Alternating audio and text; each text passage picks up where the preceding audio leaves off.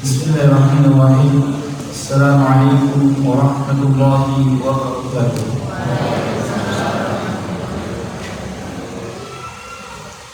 Alhamdulillahilladzi wa kafa. Wa sallallahu wa sallama ala nabiyyina Mustafa wa ala alihi wa ashabihi wa man ihtada. Allahumma inna nas'aluka 'ilman nafi'an wa rizqan thayyiban wa 'amalan mutaqabbalan. Allahumma la sahla illa ma ja'altahu sahla wa anta taj'alul hazna idza syi'ta sahla. Rabbi shrah li sadri wa yassir li amri wahlul 'uqdatam min lisani yafqahu qawli, amma ba'd. Bapak Ibu hadirin dan hadirat rahimani wa rahimakumullah jami'an. Alhamdulillah, pada pagi hari ini Allah Azza wa Jalla memberikan kepada kita limpahan karunia dan nikmat-Nya, sebagaimana tadi telah disampaikan oleh Ustaz Salihin Allah Ta'ala. Beliau menyebutkan bahwasanya Allah Azza wa Jalla telah mengumpulkan bagi kita 3 perkara. Yang pertama, sehat walafiat. Kemudian yang kedua, yakni adanya makanan yang dimakan. Kemudian yang ketiga, aman tanpa ada gangguan. Tidak cukup itu, Allah Azza wa Jalla memberikan kepada kita hidayatul Islam. Betapa banyak 3 perkara ini menjadi tidak bermanfaat ketika tidak ada Islam. Betapa banyak perkara yang saat ini Allah berikan kepada kita itu tidak akan bermanfaat ketika tidak ada hidayatul iman. Bukankah kita mendapati ada orang-orang kaya mereka bunuh diri? Apa yang kurang dari mereka? Contoh kalau yang senang band itu, karena dulu anak SMA di Jakarta ada band namanya Linkin Park. Itu vokalisnya matinya bunuh diri. Padahal apa yang tidak dia punya? Dunia dia punya seluruhnya. Tapi ketika tidak ada iman, akhirnya hilang. Dunia itu menjadi tidak bermanfaat. Kita lihat orang-orang kaya yang mereka fleksibel. Mereka menampakkan hartanya. Mereka pamer sana, mereka pamer sini. Tujuannya mencari apa? Kebahagiaan. Kenapa mereka tidak dapatkan kebahagiaan? Karena Allah tidak berikan kepada mereka keimanan. Maka hendaknya kita bersyukur kepada Allah Subhanahu wa Ta'ala atas hidayatul Islam, kemudian hidayatul iman. Ini adalah nikmat yang sangat besar yang akan kita rasakan. Tidak cukup di dunia, nanti di akhirat akan bertambah nikmat tersebut. Maka Bapak Ibu yang dimuliakan oleh Allah Subhanahu wa Ta'ala, hendaknya kita benar-benar memuji Allah Subhanahu wa Ta'ala atas nikmat ini. Kemudian salawat dan salam semoga senantiasa kita curahkan kepada Nabi Muhammad sallallahu alaihi wasallam, kepada istri-istrinya, kepada para sahabatnya, kemudian yang mengikuti mereka dengan baik sampai akhir zaman. Bapak Ibu yang dimuliakan oleh Allah Subhanahu wa Ta'ala, tema kajian kita pada pagi hari ini adalah manusia terbaik dan manusia yang terburuk. Hidup ini kita hanya ada di 2 persimpangan. Hidup ini hanya ada 2 pilihan: menjadi yang terbaik atau menjadi yang terburuk. Ustaz, saya maunya yang tengah-tengah, Ustaz. Nggak baik, nggak buruk. Tadi yang Ustaz Salim bilang, jelas, nafkah, nggak jelas mana depannya, mana belakangnya. Dan ini kata Allah Azza wa Jalla, Allah berfirman, innal munafiqina fid darkil asfali minan nar. Sesungguhnya orang-orang munafik itu di mana tempatnya? Di keraknya neraka jahanam. Waliyadzubillah. Maka Bapak Ibu yang dimuliakan oleh Allah Subhanahu wa Ta'ala, pertanyaannya sederhana. Ketika kita ingin menjadi manusia yang terbaik, standar kita itu apa dalam menilai baik atau buruk. Kalau yang kita jadikan standar kita menilai baik atau buruknya seseorang itu hanya dunia, maka role model kita akan menjadi seperti Fir'aun, orang yang sangat berkuasa, raja di raja. Atau Namrud, raja yang ketika itu sangat berkuasa, orang itu begitu takut dengan Namrud. Padahal orangnya menurut saya, kata para ulama, disebutkan ciri-ciri fisiknya, kalau bahasa Jawanya inyah ini. Iya, kalau bahasa Jawanya inyah ini. Fir'aun, kalau kita lihat foto 3D-nya, itu kita nggak akan nyangka dia akan menjadi orang yang paling diktator, orang yang paling ditakuti. Kalau lihat fisiknya, cukup anak-anak sekarang. Ya, nggak oke banget. Kalau ini role modelnya, dia punya seluruhnya, kekuasaan dia punya, harta dia punya, pengaruh dia punya. Tapi Allah tempatkan di mana Fir'aun? Neraka jahanam. Atau role model kedua, Haman, orang yang punya jabatan. Yang Fir'aun gak akan membuat suatu perkara, memutuskan suatu perkara sampai berdiskusi dengan Haman. Dia bangun piramida itu diskusi dengan Haman. Haman yang mengeksekusi. Apa tujuan Fir'aun membuat piramida? La'aqali'u ila ilahi Musa, agar aku bisa melihat Tuhannya Musa. Wa inni la'adunnuhu kadhiba, dan aku menyangka bahwasanya Musa itu apa? Berdusta. Kenapa? Karena Tuhannya dari langit. Ini Fir'aun, Haman. Kalau role model kita Haman, maka di mana tempatnya Haman? Neraka. Tapi dunianya, Masya Allah, dia punya kekayaan, dia punya jabatan, dia punya pengaruh. Atau role model kita yang ketiga, pemilik dunia, Qarun, yang kunci gudang hartanya itu dipanggul oleh 7 orang. Maka siapa orang paling kaya sekarang? Yang punya itu Tesla, Elon Musk. Itu nggak ada apa-apanya dibandingkan kekayaannya Fir'aun. Kenapa? Karena emas. Kunci gudangnya dipanggul 7 orang. Pertanyaannya, gudangnya segede apa? Kalau role modelnya Qarun, di mana Qarun? Di neraka jahanam. Dan Allah Azza wa Jalla berikan kepada kita perumpamaan. Mana orang yang akan kita jadikan standar dalam kita meniti kehidupan di dunia? Apakah 3 orang ini? Ataukah justru manusia yang ketika meninggal dunia baju besinya tergadaikan? Manusia yang pernah hidup 1 bulan gak pernah nyalain api karena gak ada yang bisa dimakan. Sebagaimana Abdullah bin Abbas radhiyallahu ta'ala anhu meriwayatkan, beliau bertanya, wahai bibiku, kepada Aisyah radhiyallahu ta'ala anha, aku pernah mendapati engkau di dalam rumahmu tidak ada asap yang keluar. Dengan apa kalian berdua hidup? Dengan air dan kurma. Jadi Nabi kita Muhammad sallallahu alaihi wasallam. Maka manakah yang ingin kita jadikan standar kita dalam menilai manusia terbaik dan manusia yang terburuk? Bapak Ibu yang dimuliakan oleh Allah Subhanahu wa taala. Karena itu tema kita pada pagi hari ini adalah tema yang sangat penting. Kenapa tema yang sangat penting? Karena kita mendapati sekarang manusia itu menilai seseorang hanya karena kekuasaan, kedudukan, dan harta. Pokoknya daerah subin orang. Akhirnya apa? Mereka datang ke Gunung Kawi. Ngapain coba capu? Mereka datang ke mana? Yang terakhir, dukun yang membunuh orang di atas ini, Bandungan atas.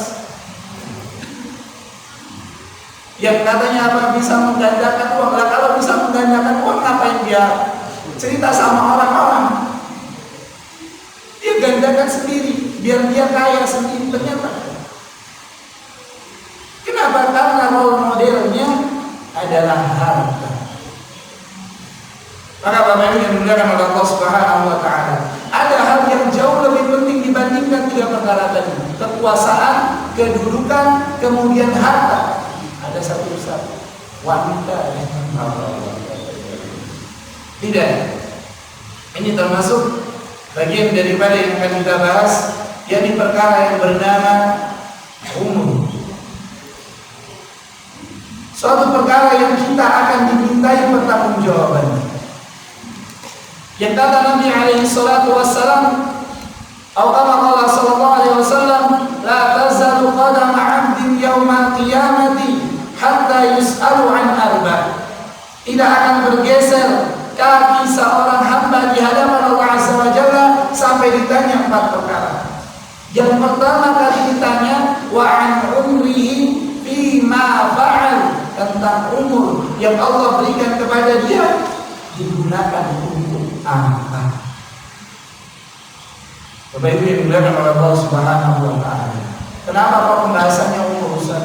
Bahas umur itu sensitif, Ustaz. Kesannya udah sepuh, padahal enggak.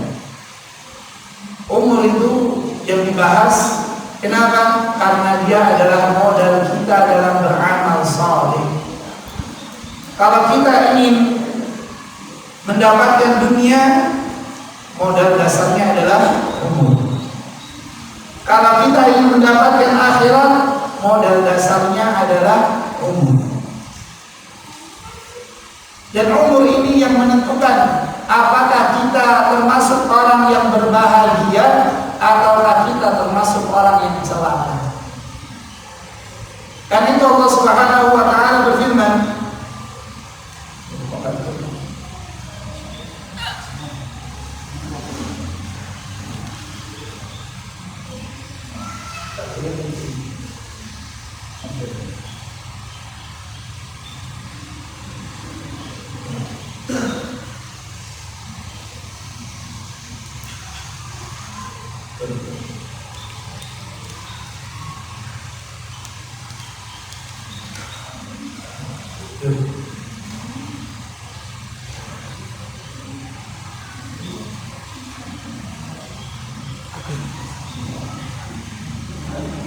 Bapak Ibu yang dimuliakan oleh Allah Subhanahu wa taala.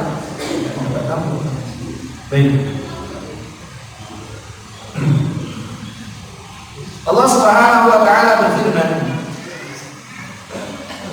berkaitan dengan umur, berkaitan tentang tempat kita baik di neraka, baik di surga, itu berbanding lurus dengan umur yang Allah karuniakan kepada kita. Allah berfirman, wa likullin darajatun mimma 'amilu. Allah berfirman di ayat ini di dalam 2 tempat. Dan bagi setiap derajat di dalam surganya Allah Subhanahu wa taala itu berbanding lurus dengan amal-amal saleh yang telah mereka kerjakan di dunia. Dunia yang tempat kita sekarang tinggal, yang modal dasarnya adalah umur, itu menentukan tempat kita di akhirat. Sebelum saya lanjut, adakah di sini yang tidak percaya dengan surga? Sebelum saya lanjut, adakah di sini yang tidak percaya dengan surga? Kenapa? Karena ada sebagian daripada mereka yang terpengaruh pemikiran liberal mengatakan bahwasanya surga itu hanya sekedar metafora, hanya sekedar kembang-kembang, atau hanya sekedar bunga-bunga yang ditunjukkan untuk merangsang kaum muslimin untuk beribadah kepada Allah Azza wa Jalla. Jadi mungkin ini, atau mungkin hadiah ini biasanya antara 2. Soalnya laptop ini pakai setiap hari kajian di sini setiap Rabu itu apa ada masalah. Ini mungkin biasa. Baik, kita lanjutkan.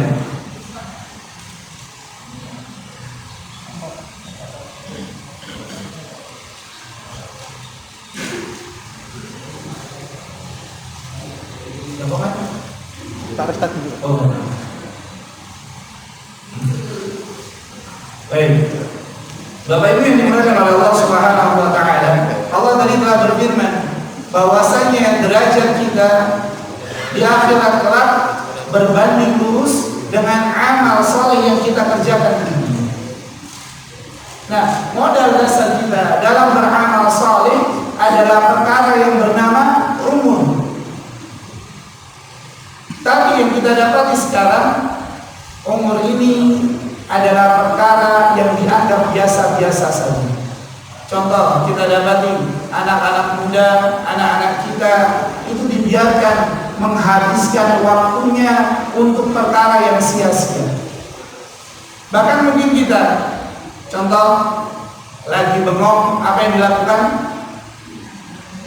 Buka handphone. Apa yang dibuka? Status. Apa yang dibuka? Reels. Apa yang dibuka? Feed. Apa yang dibuka? Segala hal. Mulai dari TikTok Shop sampai status WhatsApp. Padahal kalau kita mau berhitung satu hari 1 jam saja kita mainan handphone, 1 tahun berapa? Bukankah itu umur yang Allah akan tanya kita? Itu kalau perkaranya mubah. Kalau perkaranya dosa, contoh, buka TikTok mau joget. Akhirnya jogetnya ditonton oleh orang-orang ajnabi, laki-laki yang tidak boleh melihat. Bayangkan berapa dosa yang akan dia dapatkan. Atau mungkin dia adu domba di dalam status WhatsApp, sindir menyindir. Ini adalah perkara yang kita akan dimintai pertanggungjawaban. Karena itu Nabi sallallahu alaihi wasallam dalam hadis yang tadi Anda sampaikan, bahwasanya kita akan ditanya tentang 4 perkara. Salah satunya umur yang Allah berikan kepada kita. Maka Bapak Ibu yang dimuliakan oleh Allah Subhanahu wa taala, insyaallah. Berarti memang nggak pakai ekstrim. Biasanya setiap Rabu itu nggak ada masalah. Rabu malam itu nggak ada masalah. Ini kita biasa kajian di sini setiap Rabu malam nggak ada maghrib sampai pada isya. Bapak Ibu yang dimuliakan oleh Allah Subhanahu wa taala, maka umur ini adalah parameter kita dalam menilai tinggi atau rendahnya kedudukan kita di surga Allah Subhanahu wa taala. Karena Allah telah berfirman, "Sabiqu ila maghfiratin min rabbikum wa jannatin 'arduha as-samawati wal ardh u'iddat lil muttaqin." Bersegeralah kalian menuju ampunan daripada Tuhanmu. Berkata para ulama ahli tafsir, maksudnya adalah apa? Bersegeralah kalian dalam beramal saleh. Dalam hadis yang lain, Nabi SAW bersabda, "Badiru bil a'malis salih." Bersegeralah kalian dalam beramal saleh. Tapi yang terjadi sekarang bukan bersegera dalam beramal saleh. Yang terjadi sekarang adalah apa? Menunda-nunda beramal saleh. Inilah kenyataan kita. Maka di pertemuan pagi hari ini kita membahas tentang perkara yang sangat penting. Nabi SAW di dalam salah satu hadisnya, beliau SAW itu ditanya oleh seorang Arab Badui dengan pertanyaan, "Ya Rasulullah, siapakah manusia yang terbaik?" Maka Nabi SAW bersabda, "Man qala umruhu wa hasuna amaluhu."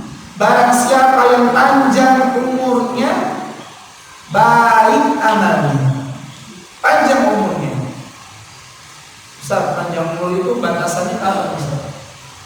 Panjang umur di dalam Islam adalah panjangnya umur di atas ketaatan. Panjangnya umur di dalam Islam itu adalah apa? Panjangnya umur di dalam ketaatan.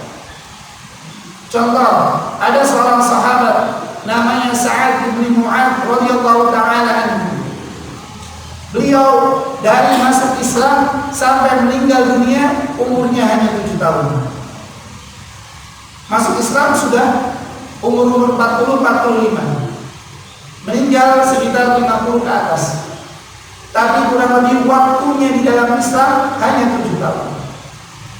Tapi Nabi SAW kabarkan kepada para sahabatnya ketika meninggalnya Sa'ad bin Mu'adz radhiyallahu taala anhu, beliau berkata, "Irtazza 'arsyur Rahman li mauti Sa'ad bin Mu'adz."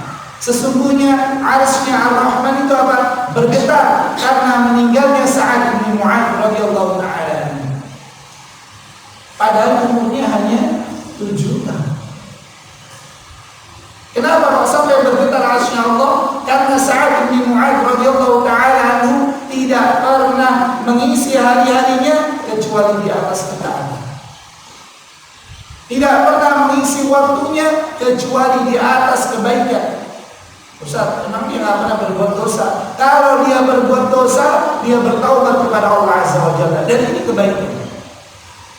Bukankah Nabi SAW bersabda, "Fatsbi'is sayyi'atal hasanata tamhuha." Maka ikutilah keburukan-keburukan yang kalian kerjakan dengan kebaikan-kebaikan, niscaya kebaikan itu akan menghapuskan keburukan yang telah kita kerjakan. Dan ini adalah kebaikan. Maka Bapak Ibu yang dimuliakan oleh Allah Subhanahu wa taala, maka hendaknya sebagaimana tadi disampaikan oleh Ustaz Shalihin, hendaknya kita menghisab diri kita dari mulai kita balik sampai kita umur sekarang sudah sebanyak apa amal kita. Itulah umur sejati kita dan itulah tempat kita, apakah di surga atau wal'iyadzubillah kita berlindung kepada Allah Azza wa Jalla di neraka. Dan kenapa kok barometernya adalah surga dan neraka? Karena memang inilah yang Allah Azza wa Jalla janjikan. Allah berfirman, "Wa basyiril ladzina amanu wa 'amilus salihati anna lahum jannat." Dan berikanlah kabar gembira bagi mereka yang beriman dan beramal saleh bahwasanya bagi mereka surga. Nah, pertanyaannya, kita sudah beriman, sudah beramal saleh. Kemudian timbul pertanyaan, amal saleh itu diterima karena apa? Ada yang tahu? Amal saleh itu diterima karena apa? Atau jangan-jangan moto kita yang penting ngamal? Iya. Ada yang tahu amal saleh itu diterima? Syaratnya apa? Apa? Sesuai tuntunan. Ada lagi? Ikhlas. Assalamualaikum. Amal saleh diterima dengan 2 syarat tadi. Yang pertama ikhlas. Kemudian yang kedua sesuai tuntunan. Tuntunannya sini. Kanjeng Nabi sallallahu alaihi wasallam. Dan Bapak Ibu yang dimuliakan oleh Allah Subhanahu wa taala, karena itu Nabi sallallahu alaihi wasallam kaitkan tadi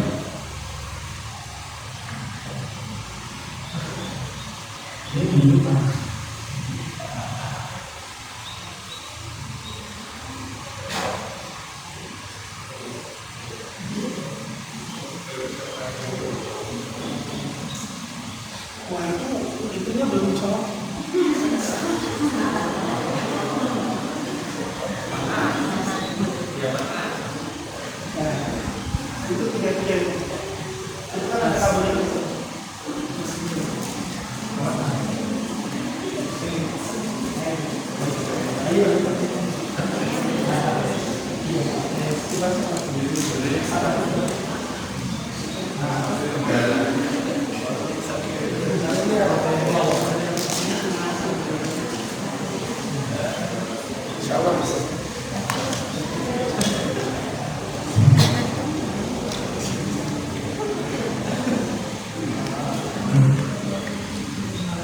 kita lanjutkan. Bapak Ibu yang dimuliakan oleh Allah Subhanahu wa taala.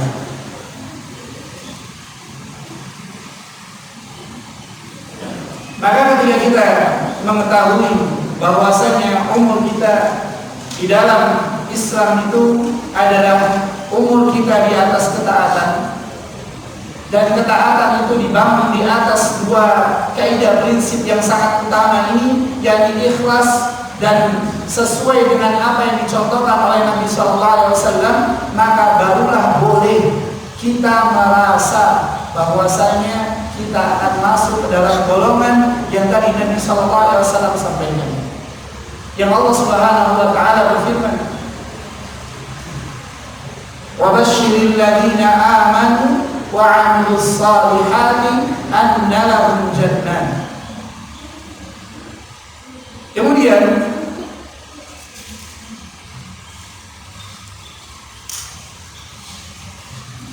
kenapa umur ini menjadi perhatiannya Nabi Sallallahu Alaihi Wasallam? Alhamdulillah. Kenapa umur ini menjadi perhatiannya Nabi Sallallahu Alaihi Wasallam? Disampaikan kepada kita karena sebagaimana kita dapati sekarang, begitu banyak kaum muslimin mereka mengabaikan perkara yang bernama umur. Nggak ada kegiatan, gogak-gogok, ya kan? Kalau dulu kata kakak, bobo itu cuma ngelola dulu, cuma kumplak, kubru, iya. Itu disampaikan. Kenapa? Karena memang kita lihat ada banyak kaum muslimin yang mereka ketika nggak ada kegiatan, mereka tidak mengisi waktu mereka dengan amalan-amalan ketaatan. Padahal Nabi SAW telah jelaskan bagaimana mengisi hari-hari kita, waktu kita dengan amalan ketaatan. Ustaz, saya nggak bisa baca Al-Quran, Ustaz. Zikir. Nabi SAW bersabda, kalimatani khafifatani fil lisan, thaqilatani fil mizan, habibatani ila rahman. Dua kalimat yang mendatangkan, ringan diucapkan, memberatkan timbangan amal kebaikan, dan mendatangkan kecintaan Ar-Rahman. Subhanallah wa bihamdi, subhanallah ilahhi. Dalam riwayat yang lain, Aisyah radhiyallahu taala anha berkata, "Tuba liman wujida fi sahifatihi istighfaran katsiran." Sungguh beruntung orang yang mendapati dalam catatan amalnya besok. Kita pengen menerima catatan amal tangan kanan atau tangan kiri? Nah, sungguh beruntung orang yang menerima catatan amalnya dengan tangan kanannya, itu ketika dia mendapati istighfar yang banyak. Pertanyaannya, kalau kita lagi ngomong, kita lagi nggak ngapa-ngapain, apa yang kita baca? Berpahala kan? Tapi kalau istighfar berpahala kan? Kenapa berat? Karena tidak memahami hakikat umur, tidak memahami bahwasanya detik yang berlalu cetek, cetek, cetek, cetek, cetek, ini adalah catatan argo amal. Tidak memahami bahwasanya jarum menit yang berlalu itu apa? Akan ditanya oleh Allah Azza wa Jalla, sehingga ya biasa aja. Maka kita dapati kayak, kok wes sore itu?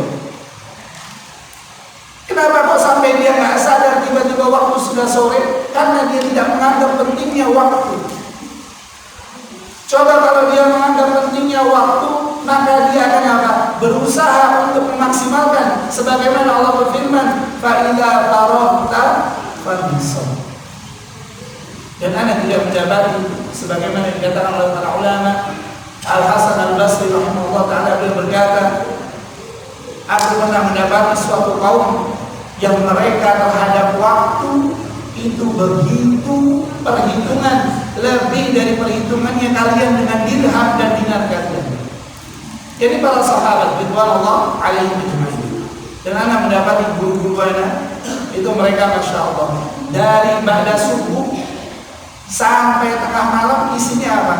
Ngajar, belajar, ngajar, belajar, ngajar, belajar. Tidurnya rata-rata 2 sampai 3 jam. Ustaz itu kan gurunya Ustaz. Kalau kita kan makamnya berbeda. Betapa banyak manusia dibincirkan oleh syaitan dengan pernyataan seperti ini. Surga itu tidak khusus untuk orang-orang yang berilmu. Surga itu Allah berikan kepada siapa saja yang mereka mau beramal saleh. Maka amal saleh inilah yang hendaknya kita perbanyak. Dan kita berada di awal tahun yang tadi dikatakan sebagai apa? Muhasabah. Meskipun kalau sejatinya tidak ada tahun baru di dalam Islam. Hari raya dalam Islam hanya ada 2, Idul Fitri dan Idul Adha. Adapun kalau kita mau refleksi perhitungan, kita menghitung diri kita, maka tidak mengapa. Dan ini adalah suatu keniscayaan. Dan Nabi SAW pernah ditanya dalam hadis yang disebutkan oleh Talha bin Ubaidillah, beliau berkata, "Anna rajulaini min Baliyin."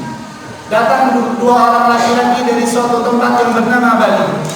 Qadima ala Rasulillah sallallahu alaihi wasallam wa kana islamuhuma jami'an. Dua-duanya mendatangi Nabi sallallahu alaihi wasallam dan masuk Islam keduanya.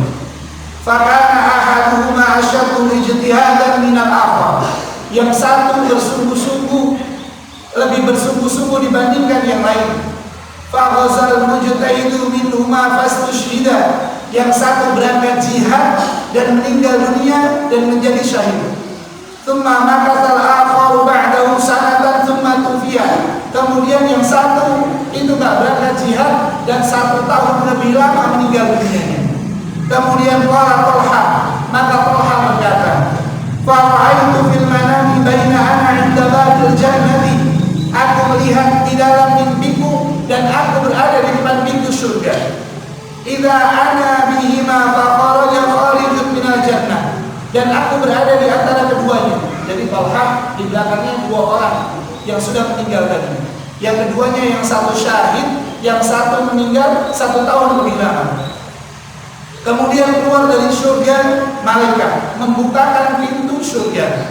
Kemudian kata Talha, fa'adina lilladzi tufiyal akhira minhuma. Dan diberikan izin untuk masuk surga terlebih dahulu orang yang 1 tahun lebih lama meninggalnya. Tsumma kharaja fa'adina lilladzi istushhida. Kemudian pintu surga ditutup. Kemudian keluar lagi malaikat yang lain. Kemudian baru yang syahid boleh masuk dalam surga. Tsumma raja'a ilayya. Kemudian malaikat itu kembali kepadaku dan berkata, irji' fa innaka lam ya'ti laka ba'du. Belum jatahmu masuk surga. Jadi Talha masih hidup. Dia hanya mendapati di dalam mimpi. Fa asbaha Talha yuhadditsu bihin nas fajami'u li fa'ajibu lidzalika. Maka Talha itu pada pagi harinya bercerita kepada manusia. Bapak Ibu yang dimuliakan oleh Allah Subhanahu wa taala, pelajaran yang bisa diambil dari hadis ini sampai poin ini, yang pertama, kalau kita bermimpi mimpi yang baik, hendaknya tidak kita ceritakan kecuali kepada orang-orang saleh. Jangan kita sembarangan ceritakan kepada orang-orang biasa aja. Kenapa? Kalau ditakwilkan dan dijadikan kenyataan, nasallallahu alaihi wasallam. Kenapa? Karena takwil mimpi ini perkara yang sangat-sangat sensitif. Jangan kita sembarangan. Contoh, kita bermimpi melihat orang tua kita berada di dalam rumah. Bapak kita yang sudah meninggal, ibu kita yang sudah meninggal, kemudian kita ceritakan ke orang lain. Orang ini nakwilkan apa? Oh, jelek melak di betul. Jangan sembarangan. Jangan sembarangan. Karena kita nggak tahu yang namanya takwil mimpi, maka jangan pernah sembarangan. Kemudian yang kedua, mimpinya orang saleh itu adalah mimpi yang benar. Mimpinya orang saleh. Dan kalau kita mimpi bertemu dengan ular berturut-turut, itu bisa jadi ada sihir yang sedang menimpa kita. Dan kalau ada sihir, maka yang harus kita lakukan belajar ayat ruqyah, Al-Fatihah, ayat kursi, Al-Ikhlas, Al-Falaq, An-Nas. Ini cukup apa? Kita meruqyah diri kita. Nggak perlu manggil tukang ruqyah. Karena kadang apa? Tukang ruqyahnya dipanggil, setannya kabur. Nanti tukang ruqyahnya pulang, setannya balik lagi. Loh, ini sering. Makanya ada kalau mamanya diminta, Ustaz, ada teman kerasukan, Ustaz, bisa minta tolong. Siapa di situ yang bisa baca Quran? Ajarkan yang pertama Al-Fatihah, ayat kursi, Al-Ikhlas, Al-Falaq, An-Nas. Itu dibaca aja, yakin minta pertolongan kepada Allah Azza wa Jalla, pasti bermanfaat untuk sihir. Kemudian kalau sihirnya pakai buhul, pakai apa? Pakai namanya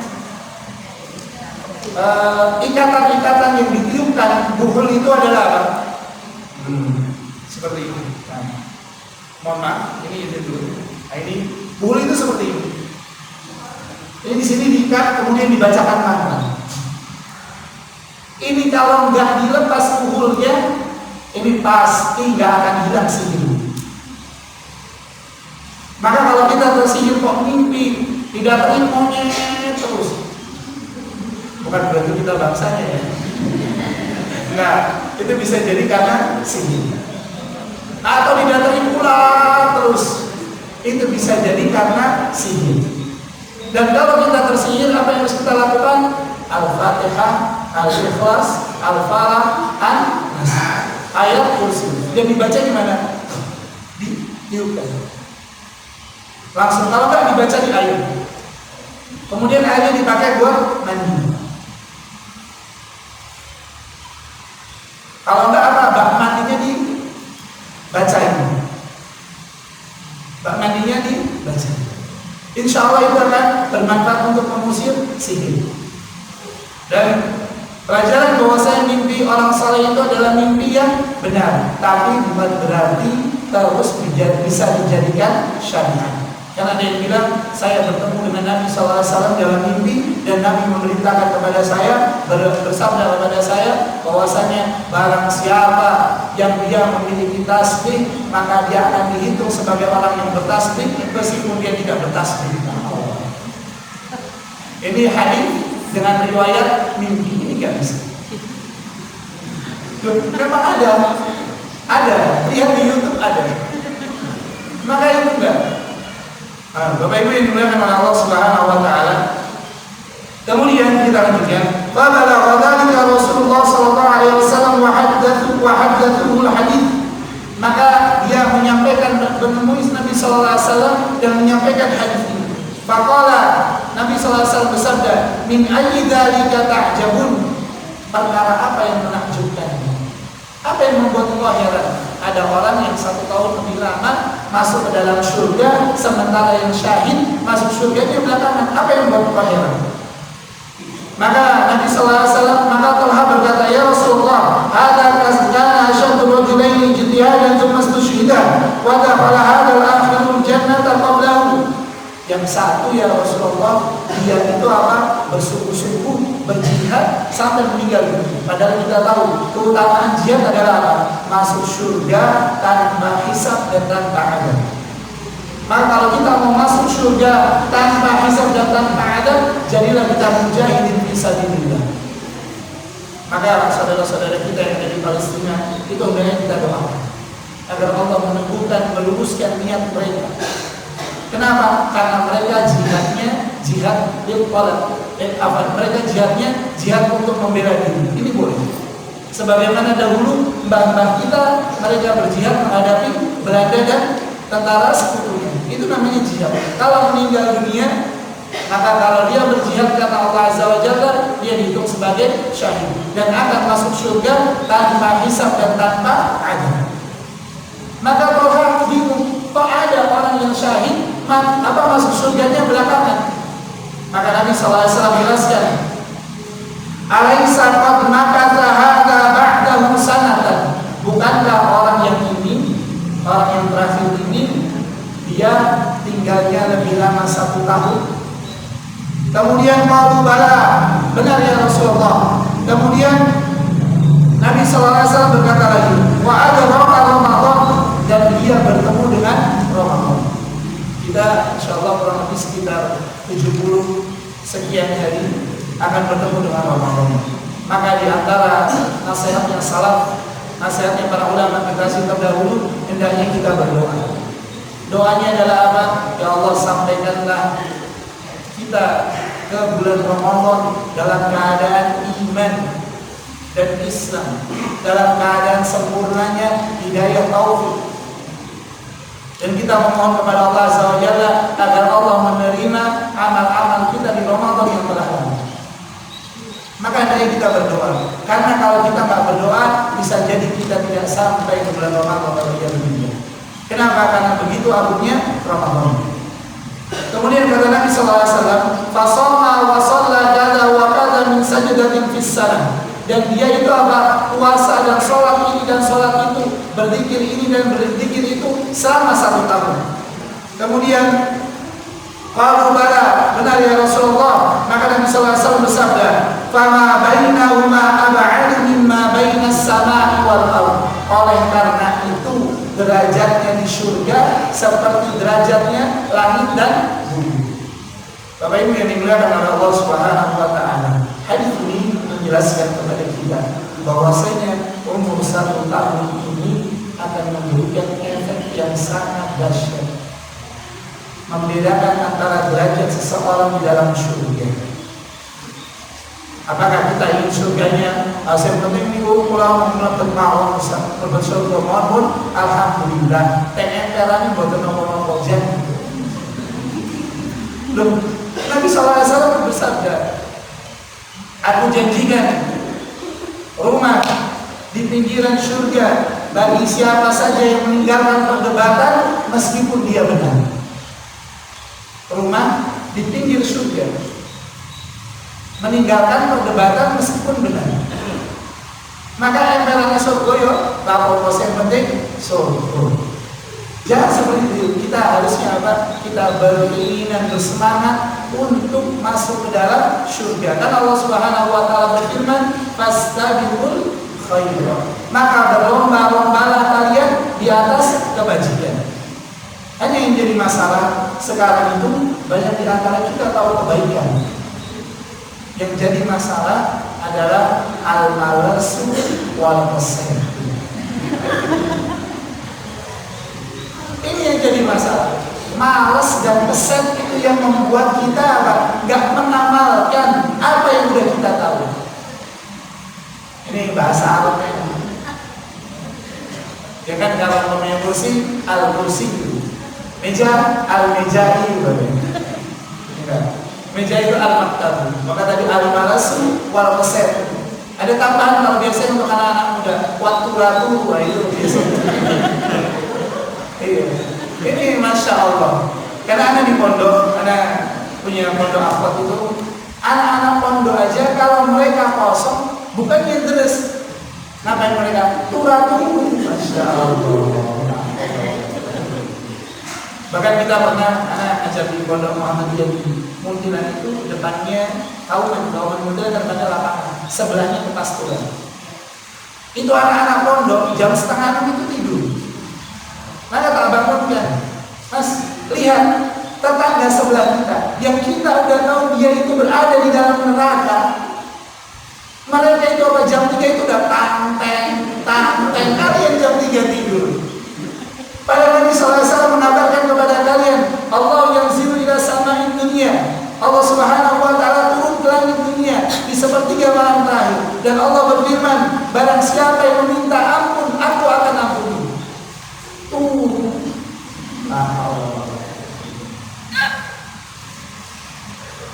Barang siapa yang meminta akan aku kabulkan. Masih la haula wala quwata illa billah. Sementara mereka yang kita udah tahu tempatnya di neraka, karena Allah berfirman, Dijelaskan, innal ladzina kafaru min ahlil kitab wal musyrikina fi nari jahannam khalidina fiha. Sesungguhnya orang-orang yang kafir dari kalangan ahli kitab, mereka tempatnya di mana? Di neraka jahanam dan mereka kekal. Karena kita pondok kafir kan, jadi dalilnya pakai Al-Quran. Mereka jam 3 udah taktek, lah antum masih tidur. Masya Allah. Yang jadi masalah kita sekarang adalah apa? Bukan kita nggak tahu tentang kebaikan. Ilmu itu sekarang Masya Allah, tinggal buka Syekh Google, tanya Mbah Google, semuanya akan disampaikan. Tanya bagaimana menjadi orang yang terbaik, muncul semua. Al-malasu wal kasri. Karena Nabi sallallahu alaihi wasallam ajarkan kepada kita doa, Allahumma inni a'udzubika minal kasal. Ya Allah, aku berlindung kepadamu daripada apa? Malas. Bahasa Arabnya al-malas itu adalah al-kasal. Dan malas ini yang membuat kaum muslimin terbelakang seperti sekarang. Kita itu punya umat yang sangat militan, tapi kenapa mereka tidak berkembang? Karena malas. Beda dengan generasi-generasi awal, ketika mereka masih sedikit, muncullah Al-Jabar, muncul Al-Khwarizmi, muncul para tokoh-tokoh ilmuwan. Kenapa? Karena mereka memanfaatkan waktu dengan benar. Sekarang waktu itu dianggap bukan suatu perkara yang sangat penting. Padahal Allah Azza wa Jalla telah berfirman, wal asr, dan demi masa, demi waktu. Maka Bapak Ibu yang dimuliakan oleh Allah Subhanahu wa taala, derajat manusia berbanding lurus dengan amalan yang mereka kerjakan di dunia. Dan yang menghalangi mereka biasanya apa? Malas. Sik jelok tanggung. Kosek jelok tanggung. Kosek jelok tanggung, tiba-tiba sudah sore. Tiba-tiba sudah 2 jam, tiba-tiba sudah 3 jam. Yang harusnya 2 jam atau 3 jam itu bisa kita manfaatkan untuk apa? Baca Quran, zikir, baca buku agama, beribadah, silaturahim, dan kebaikan-kebaikan yang banyak. Tapi akhirnya apa? Gak kemana-mana. Bosek tanggung. Bosek tanggung. Maka Bapak Ibu yang dimuliakan oleh Allah Subhanahu wa taala, pernyataan ini itu munculnya dari syaitan. Munculnya dari syaitan karena nggak ada yang membisikkan ke dalam diri kita kecuali siapa? Alladzi yuwaswisu fi sudurin nas. Dia yang membisikkan kepada diri kita. Ojo sergap-sergap. Kowe nek sergap-sergap kok diusul-usul kancane. Darahnya yang bergawe boleh lari. Masa sergap-sergap biasa wae wong sama masih jadi lah. Maka Bapak Ibu yang dimuliakan oleh Allah Subhanahu wa taala, tidak seperti itu. Kita kaum muslimin terkenal dari zaman ke zaman adalah orang yang pandai memanfaatkan waktu, mengisi waktu mereka dengan kegiatan-kegiatan yang bermanfaat. Karena itu Nabi SAW kaitkan dengan apa? Kebaikan seseorang di dalam agama berbanding lurus dengan memanfaatkan waktu. Nabi SAW bersabda, min husni islamil mar'i tarkuhu ma la ya'ni. Di antara baiknya keislaman seseorang, dia meninggalkan apa-apa yang tidak bermanfaat baginya. Maka kalau kita ingin duduk, kita ingin membuka handphone, hendaknya kita menimbang bermanfaat atau tidak. Bermanfaat Ustaz, COD. Iya. Akhirnya apa? Dari ujung akhirnya check outnya kebanyakan. Masya Allah. Akhirnya pakai Shopee Pay Later lah. Ini akibat apa? Akibat tidak imbang. Padahal Shopee Pay Later ini adalah bagian daripada apa? Bagian daripada riba. Tapi dianggap biasa. Yang penting kan rakyat hidup. Dan setiap bertambahnya nilai hutang di luar daripada pokok hutang itu disebut sebagai riba. Kaidahnya kullu qardin jarra manfaatan fa huwa riba. Setiap hutang piutang yang berjalan manfaat di dalamnya, baik itu denda maupun bertambahnya angsuran, itu disebut sebagai riba. Akibat apa? Akibat tidak menimbang. Akhirnya apa? Oh tenang, mau shopping pay later. Maka Bapak Ibu yang dimuliakan oleh Allah Subhanahu wa taala, dia beli barang yang tidak dia butuhkan, orang tuanya tak pernah dia belanja. Gajinya memang itu jalan-jalan kalau ini. Silaturahminya la haula wala quwwata. Wong tuane digawake murahan. Harusnya dibalik. Begitu kita gajian, tanya Bapak Ibu, butuh apa, mau beli apa. Meskipun mereka nggak minta, tapi itu bentuk kita apa? Berkasih sayang kepada mereka. Nggak penting itu jalan-jalan, nggak penting itu healing-healing, penting muliakan mereka. Nggak apa-apa kalau uang kita habis untuk memuliakan mereka, nggak masalah. Allah pasti akan ganti jauh lebih banyak. Kalau kita halang-halang, tombol-tombol. Kalau kita healing-healing, isinya begitu akhir bulan, aku selesai. Tapi kalau kita berbakti kepada kedua orang tua, gak akan ada istilah aku boksi dari habis. Gak akan ada istilah itu. Kenapa? Karena Allah akan berikan kepadanya rizki min haitsu la yahtasib, dari arah yang tidak terduga-duga. Maka Bapak Ibu yang dimuliakan oleh Allah Subhanahu wa taala, hendaknya kita memanfaatkan waktu yang telah Allah karuniakan kepada kita dengan benar. Karena tadi Nabi sallallahu alaihi wasallam, poin pembahasan kita tadi karena ini enggak bisa dibuka, akhirnya anak comot-comot padahal sebenarnya mulut. Nabi sallallahu alaihi wasallam bersabda, siapakah manusia yang terbaik? Man tala umruhu wa hasuna amaluhu. Barang siapa yang panjang umurnya dan baik amalnya. Sebaliknya, barang siapa yang panjang umurnya dan buruk amalnya, mereka lah manusia yang terburuk. Manusia terburuk adalah mereka yang panjang umurnya tapi buruk amalnya. Apa ciri buruknya amal? Banyak. Di antara ciri buruknya amal adalah apa? Menunda-nunda amal saleh. Saya delok pokan. Tenang di ada pertama. Oh, ada tuh saya delok. Kayak di waktu itu jadi khotbah pertama. Oke, koma tenang aku. Sampai situ udah salam lah kalau keluarga itu. Ini kebiasaan. Dan ini tanda apa? Buruknya seseorang. Karena dikatakan tidaklah seseorang itu apa? Menunda-nunda, melainkan dia pasti akan apa? Tertunda untuk beramal saleh. Maka kalau kita mau sedekah, aku mau sedekah supaya langsung keluarkan, gak usah ditunda-tunda. Mau berbuat baik, segerakan perbuatan baiknya, jangan ditunda-tunda. Sebelum datang kepada kita al-malas wal asal.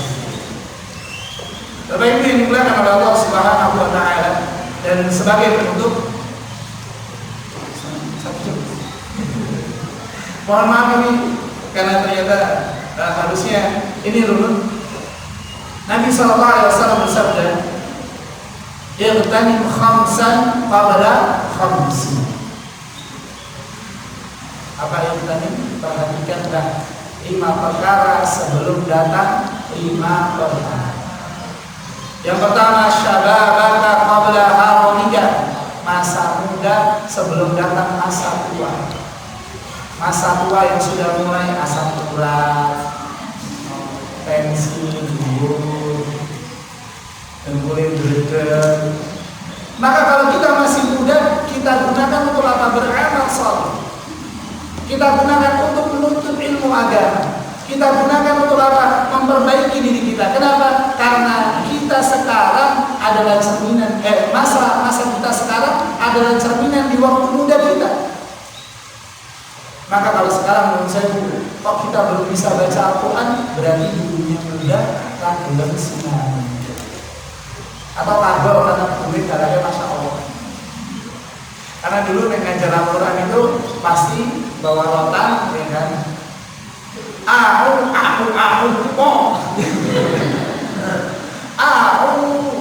Billah, suaranya di itu dulu pengalaman. Bahwa itu yang dimuliakan oleh Allah Subhanahu wa Ta'ala. Maka masa kita sekarang adalah cerminan kita di waktu muda. Maka manfaatkan masa muda. Kalau kita sekarang masih merasa muda, berarti apa? Manfaatkan masa yang kita merasa muda ini sebelum datang nanti kenyataan kalau kita sudah tua. Maka Bapak Ibu yang dimuliakan oleh Allah Subhanahu wa Ta'ala. Kenapa? Karena kita itu berbilang. Gak ada satupun di antara kita yang gak ada limitnya. Ada yang speedometer yang gak ada limitnya. Semuanya punya limit. Ada rigid angkanya. 70 tahun, 80 tahun, 90 tahun. Semuanya ada rigid. Maka kalau kita masih hitungan puluhan, 60, 30, 40, 50, ada 50 second. Kalau kita masih hitungan yang puluhan, manfaatkan. Apalagi yang masih belasan, manfaatkan untuk menuntut ilmu, beramal soleh, memperbaiki diri. Maka kata guru kami, kalau engkau melihat ada orang tua yang merana, terlunta-lunta, maka bisa jadinya mudanya dia durhaka kepada Allah Azza wa Jalla. Maka Allah biarkan dia terlantar. Maka kalau kita ingin masa tua kita adalah masa tua yang kemah di ahroh sinami, maka hendaknya apa? Kita isi masa muda kita dengan apa? Kerja. Kenapa? Karena tuanya kita akan menua. Tapi kalau tua mudanya kita kosak-kosik, ya akhirnya sepuhnya ya merasa berisik. Maka Bapak Ibu yang dimuliakan oleh Allah Subhanahu wa Ta'ala. Kemudian yang kedua, wasihataka qabla saqamika. Masa sehatmu sebelum datang masa sakit. Maka sekarang kita sehat. Gunakan sehat ini untuk apa? Beribadah kepada Allah Azza wa Jalla. Untuk memperbaiki diri, mengumpulkan bekal, memperbanyak kekayaan. Boleh. Justru kaum muslimin itu harus apa? Harus kaya. Kenapa harus kaya? Karena kita bisa mensupport banyak kegiatan. Ada rumah tafid yang butuh pembiayaan, kita ada. Ada tetangga kita yang miskin dan terlantar, kita open. Ada janda-janda, jangan kaya. Ada janda-janda itu diberikan haknya, kebutuhan. Bapak Ibu yang dimuliakan oleh Allah Subhanahu wa Ta'ala. Ada orang-orang tua yang jompo, yang anak-anak yang enggak ada, kita bisa. Maka jadilah orang-orang muslim yang kaya. Maka berdoanya apa? Ya Allah, berikanlah kepada saya harta yang banyak yang dengannya membimbing saya dalam taat. Boleh. Harta yang banyak itu akan bermanfaat. Isau itu surga. Kalau dia bilang bodoh wirat bawa mati, karena nggak punya ilmu, jadi harta akan dibawa mati. Kalau dia punya ilmu, hartanya bisa dibawa mati. Punya tanah 2 hektar, 1 hektarnya wakafkan. Bangunkan masjid, carikan donatur, bangunkan masjid pondok pesantren. Jadi dalam kuburnya sudah tenang. Hartanya bermanfaat, sedekahnya bermanfaat, apalagi digunakan untuk belajar. Itu akan mengalir terus. Maka jadilah kita muslim yang kaya. Karena itu Allah Subhanahu wa Ta'ala melalui Nabi sallallahu alaihi wasallam bersabda, al-mu'minul qawiyyu khairun minal mu'minil dha'if. Mukmin yang kuat, yang kaya itu lebih disukai oleh Allah Azza wa Jalla dibandingkan mukmin yang lemah lagi miskin. Tapi bukan berarti orang-orang miskin ya. Ketetapan Allah Azza wa Jalla. Karena itu kata Nabi alaihi salatu wassalam, i'malu fa kullun muyassar lima khuliq. Bekerjalah kalian, beramal solehlah kalian, karena sesungguhnya kalian telah ditetapkan sesuai dengan kadar-kadar yang Allah tetapkan pada diri kalian. Rezekinya kok hasilnya cuannya miliaran, udah ketetapan Allah Azza wa Jalla. Nggak boleh iri. Irinya kalau apa? Kalau hartanya digunakan untuk membela agama Allah, baru kita boleh iri. Kalau ada orang kaya, kita lihat orang kaya, pondok disupport, orang-orang miskin dibantu, setiap hari ada orang yang makan di rumahnya, baru kita boleh iri. Karena itu yang dilakukan oleh orang-orang kaya pada zaman dahulu. Contohnya Abdullah bin Auf, sedekahnya satu hari lebih dari 1 miliar. Sedekahnya 1 hari. Niatnya sedekah 1 miliar apa? Biar miskin, tapi bukan tambah miskin, tambah kaya. La haula wala quwwata illa billah. Maka Bapak Ibu yang dimuliakan oleh Allah Subhanahu wa taala. Kemudian wa ghinaka qabla faqrika, dan waktu kayamu sebelum datang waktu miskin. Maka kalau kita diberikan harta, contoh tabungan kita ada tabungan 20 juta, maka kita sudah terhitung sebagai orang yang setengah kaya.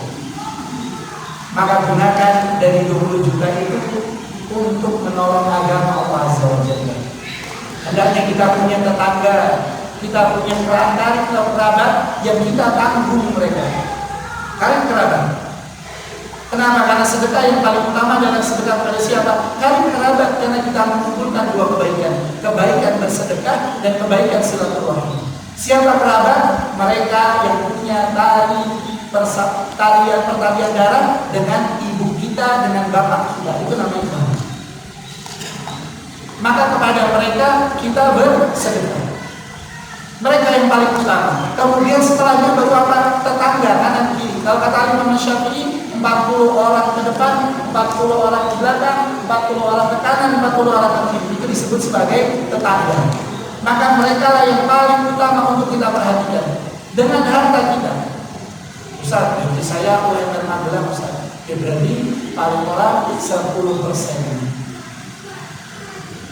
Namun saya Ustaz, nggak cari yang paling membutuhkan. Harus ada. Karena itu bentuk apa? Kita mensyukuri nikmat Allah Azza wa Jalla. Dan pastikan digunakan untuk ketaatan. Jangan ngasih, ayo orang tua sedekah, tapi sedekah kepada orang yang suka mabuk, orang yang suka bermaksiat, orang yang pinjam. Karena kita menolong dia di atas pemusuhan jangan. Maka hendaknya kita bersedekah kepada orang-orang yang mereka taat, karena sedekah itu akan kembali kepada kita. Kemudian wa faragha qabla syughlika, dan waktu-waktu sebelum datang waktu sibukmu. Sekarang luang, maka manfaatkan untuk menuntut ilmu, membaca Al-Quran, berzikir, menyambung silaturahim. Jadi jangan hiburan akhir tahun itu justru malah hilir-hilir ke Bromo, akhirnya macet. Harusnya kemana? Menyambung silaturahim, datangi paman kita, bibi kita. Karena Nabi SAW bersabda, "Man arada an yuwassi'a rizqahu wa yutila umrahu falyasil rahimah." Barang siapa yang ingin dipanjangkan, diluaskan rizkinya, dipanjangkan umurnya, maka sambung tali silaturahim di antara mereka. Maka kalau liburan, datangnya kemana? Ke saudara-saudara. Jangan ke saudara sebangsa dan setanah air.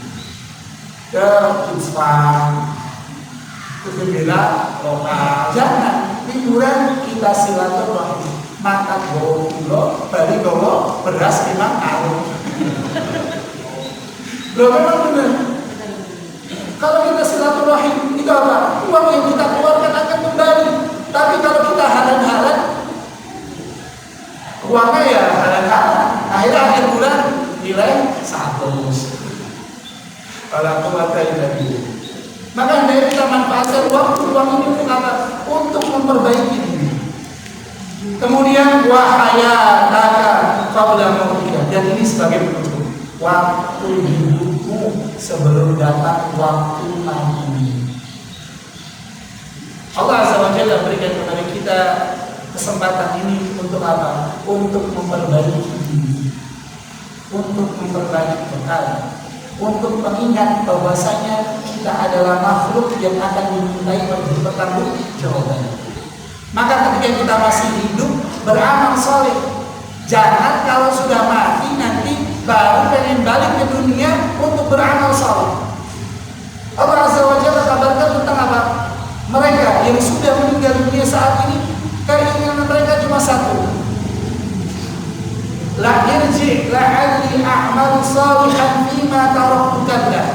Ya Allah, kembalikanlah aku ke dunia agar aku bisa beramal saleh, yakni amalan yang telah aku tinggalkan ketika aku dulu hidup di dunia. Maka kita jangan sampai seperti ini. Maka manfaatkan waktu hidup kita, umur yang Allah karuniakan kepada kita untuk beramal saleh, memperbaiki diri, memperbanyak bekal. Sebelum datang kepada kita 5 waktu ini, 5 kesempatan ini, sebelum berlalu. Karena apa? Tidak ada satupun di antara kita yang akan kekal lagi abadi di dunia ini. Dan ini biasa, syaitan memalingkan kita daripada tujuan ini. Karena itu kata Nabi alaihi salatu wassalam dalam hadis riwayat Imam Bukhari dan Imam Muslim, "Akthiru hadhil ladzat." Ingatlah, perbanyaklah oleh kalian mengingat penghancur seluruh kenikmatan. Kata Nabi sallallahu alaihi wasallam, apa itu? Al-maut, kematian. Karena kalau kita ingin mati, kita itu mau maksiat itu mungkin. Lagi jalan, mau berangkat, ketemu sama orang-orang yang bukan mahramnya. Ingat boleh, boleh nongkrong-nongkrongin darahnya. Mau bermaksiat, ketika keluar ingat mati, lelek mati di atas maksiat. Waliyadzubillah, nasallallahu alaihi.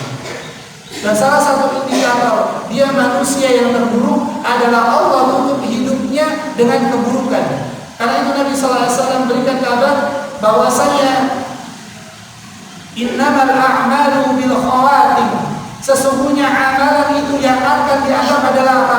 Penutupnya. Penutupnya apa? Waktu ketika kita meninggal dunia. Maka kalau kita ingin masuk ke dalam surga tanpa hisab dan tanpa adab, maka hendaknya kita meninggal dunia dalam keadaan apa?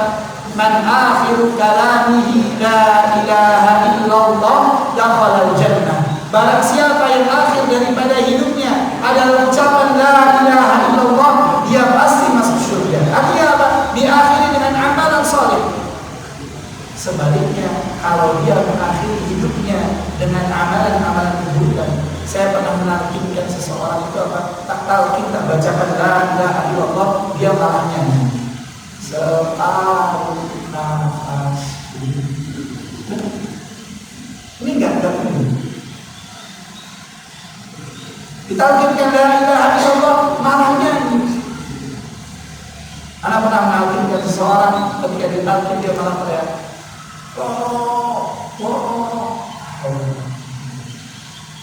Maka Bapak Ibu dimuliakan oleh Allah Subhanahu wa taala, akhir hidup dengan kita. Dan akhir hidup itu tidak menunggu akhir bulan, akhir tahun, atau awal tahun.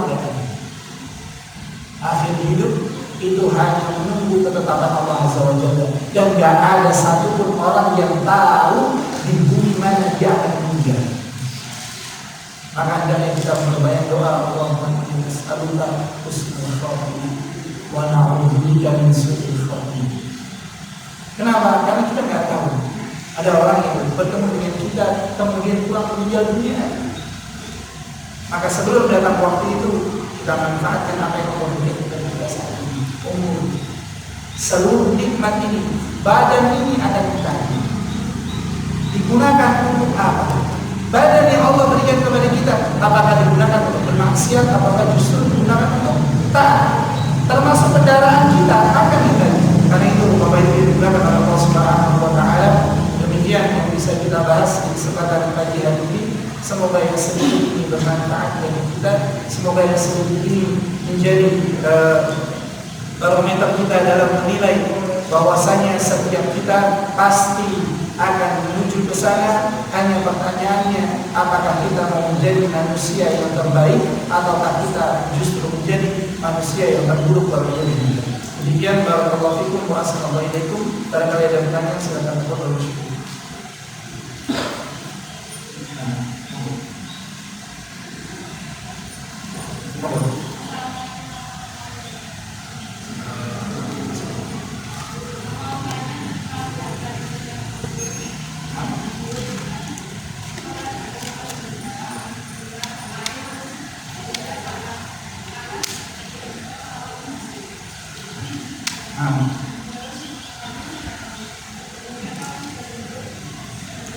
Baik.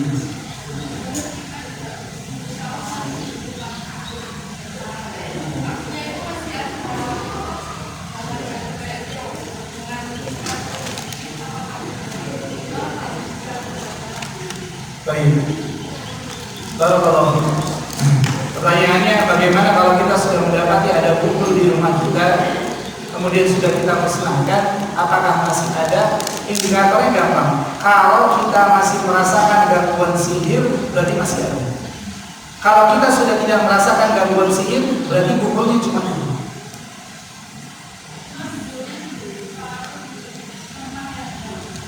Iya. Dan cara untuk menghilangkan bubul adalah apa? Dibakar. Dengan membaca apa? A'udzu bikalimatillahi tammati min syarri ma khalaq.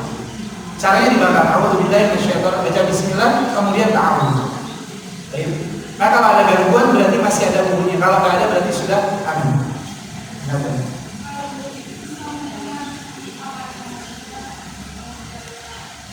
Bubul itu bisa mempengaruhi kita dari sisi mulai dari takhoyal. Takhoyal itu berkhayal, melakukan perbuatan-perbuatan di luar manusia normal.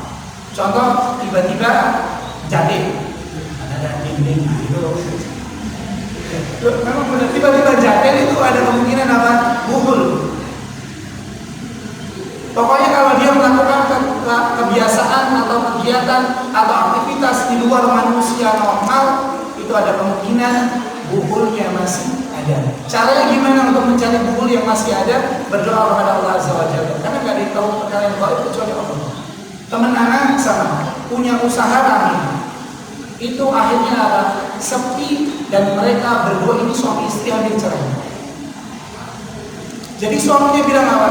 Aku nek delok bojoku iki suwi tenang.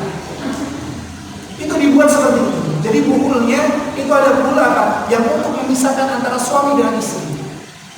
Maka kalau melihat istri kok nggak enak, itu berdoa kepada Allah Azza wa Jalla, memohon kemudahan. Atau istrinya melihat suaminya kok nggak enak, memohon kemudahan kepada Allah Azza wa Jalla. Ya, tapi bukan berarti anak ibu sebenarnya aku sengit dalam Allah. Baik, seperti itu. Jadi kalau selama masih ada pengaruh sihir, berarti bubulnya masih ada. Kalau nggak ada, berarti sudah nggak ada. Demikian. Baik, ada lagi monggo pertanyaan? Satu lagi.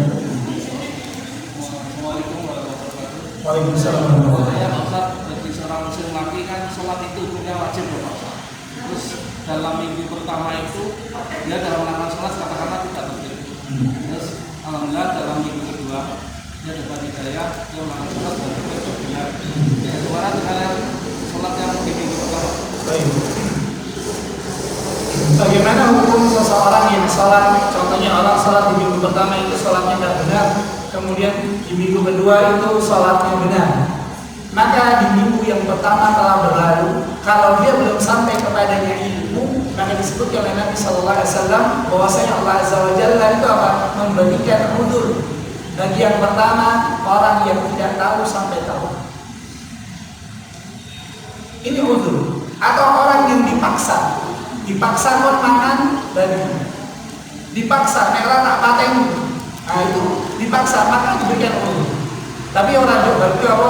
Orang miring ya. Kalau dipaksa, maka kalau nggak ada ilmu, nggak punya ilmu, kemudian sampai dia mendapatkan ilmu, ini namanya udzur. Dan ini dimaafkan. Maka yang pertama, pahalanya sempurna sesuai dengan kadar ilmunya. Karena kata Nabi Sallallahu Alaihi Wasallam, sesungguhnya ada yang seseorang yang sholat, dia hanya mendapatkan pahala 1/10, 1/9, 1/8, 1/7, 1/6, 1/5, 1/4, 1/3, 1/2, 1/1. Ini disampaikan oleh Nabi Sallallahu Alaihi Wasallam. Kenapa? Bisa jadi karena ilmu. Tapi ketika dia sudah sempurna, pahalanya sesuai dengan kadar kesempurnaan ilmu. Maka wajib bagi kita untuk memperhatikan tentang ilmu-ilmu apa yang Allah wajibkan kepada diri kita. Yakni rukun Islam yang 5. Ini wajib, nggak boleh, enggak, kita nggak tahu. Kata para ulama, ma'ala yas'ul muslimu jahru, apa yang seorang muslim itu nggak boleh nggak tahu. Yang pertama, syahadatain, harus tahu pembatal. Kemudian yang kedua, salat, harus tahu rukun, syarat dan wajibnya. Kemudian zakat, kemudian puasa, kemudian haji, ini harus paham. Nggak boleh nggak tahu. wajib untuk tahu. Bagaimana caranya? Buka Google berkaitan dengan hal-hal tersebut. Demikian, barakallahu fikum wa sallallahu alaihi wa sallam ala nabiyyina Muhammad subhanallahi wa bihamdihi asyhadu an la ilaha illa